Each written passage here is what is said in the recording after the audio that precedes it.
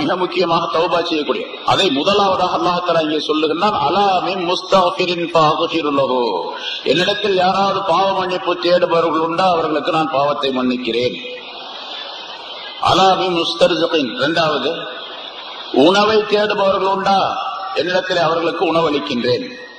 பொதுவாக எல்லாத்தையும் அல்லாஹ்ட்ட தான் கேட்கணும். இங்க குறிப்பா 3 விஷயங்களை அல்லாஹ் சொல்லி காட்டுகின்றான். அந்த 3 விஷயங்களுக்குள்ள பல விஷயங்கள் உள்ளே அடக்கப்பட்டு இருக்கின்றது. அது ரிசுக்கை ரிசுக்கை பொதுவாக நம்ம உலகத்துல வாழ்வதே இந்த ரிசுக்குக்காக வேண்டித்தான், உணவுக்காக வேண்டித்தான்.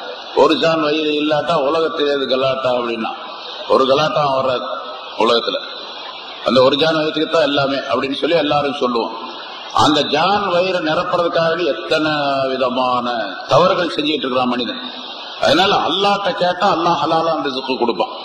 அல்லாஹ்ட்ட கேட்டு வாங்கணும்னு சொன்னா அல்லாஹ்ட்ட கேட்டு வாங்குறது அப்படின்னு சொல்லிட்டு வீட்டுக்குள்ளேயே உட்கார்ந்துக்கிறது, பள்ளியாசல் வந்து உட்கார்ந்துக்கிறது அர்த்தம் இல்ல. வேலையெல்லாம் எல்லா வேலையும் செய்யணும். என்னென்ன டியூட்டி பாக்குறோமோ அந்த டியூட்டி எல்லாம் பார்க்கணும். ஆனா கேட்கறது அல்லாஹ்ட்ட கேட்கறது அல்லாஹ் ஹலாலான முறையில கொடுப்பான். கேட்டுக்கிட்டே இருக்கணும், அல்லாஹ் தான் கொடுப்பான். முன்னால் நிறைய விஷயங்கள் சொல்லப்பட்டிருக்கிறது அது சம்பந்தமாக.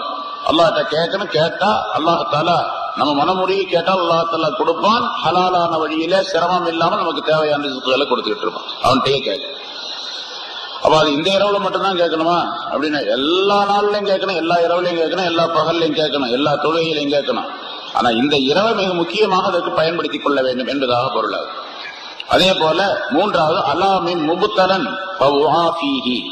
துன்பத்தில் அகப்பட்டு கொண்டவர்கள் உண்டா அவர்களுடைய துன்பங்களை நான் நீக்குகின்றேன் என்று அவர் அல்லாஹ் சொல்லுகின்றார். எத்தனையோ விதமான துன்பங்கள், ஒவ்வொருத்தருக்கும் ஒரு விதமான பிரச்சனை இருக்கு. எந்த பிரச்சனை இருந்தாலும் சரி அல்லாஹ்ட்ட கேளுங்க, அல்லாஹ் தஆலா நிவர்த்தி செய்து தருவார். இப்ப இந்த 3 விஷயம் சொல்லப்படுவதன் காரணமாகத்தான் முன்னால் உள்ள உலமாக்கள் என்ன பண்ணாங்க, ஞானவான்கள், உலமாக்கள், நல்லடியார்கள் இவங்க எல்லாம் அல்லாஹ் தஆலா இடத்துல இந்த மாதிரி 3 விஷயங்களை கேட்கறதுக்காக வேண்டி சும்மா கேட்காம ஏதாவது ஒரு பொதுவாகவே அல்லாஹ் இடத்தில் கேட்கும் பொழுது என்ன செய்யணும், முதல்ல ஒரு சதகா, ஒரு தர்மம் செய்யும். ஏழை எளியவர்கள் தர்மம் செய்துவிட்டு அந்த தர்மத்தின் பொருட்டால் என்னுடைய தேவைகளை நிறைவேற்றி வைப்பாயாக, எனக்கு உணவளிப்பாயாக, என்னுடைய பாவங்களை மன்னிப்பாயாக, என்னுடைய துயரங்களை தீர்ப்பாயாக என்று கேட்டால் அந்த சதகாவின் காரணத்தினால் அல்லாஹ் தஆலா அதை நிறைவேற்றி தருவான் இல்லையா?